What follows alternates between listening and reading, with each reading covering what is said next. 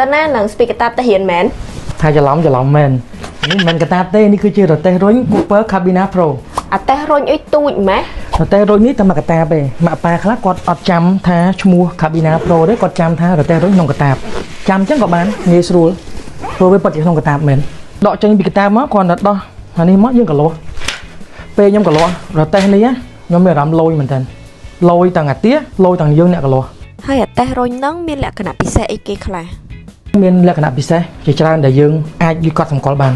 ទី1ការកេងនេះគឺ140ដឺក្រេ140ដឺក្រេក្មេងចាប់ពីរឹងកទៅអាយុ6ខែឡើងណា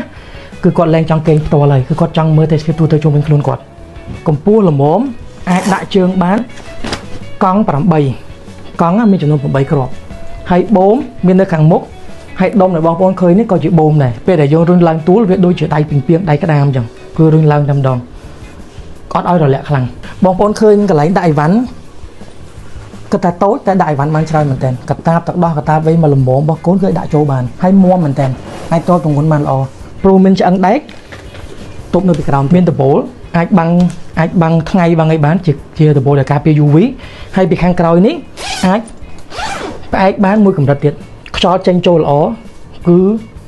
ចេញចូលបានសឹងតែ360ដឺក្រេតែម្ដងអូយបត់វិញតិចញ៉ែញ៉ាយើង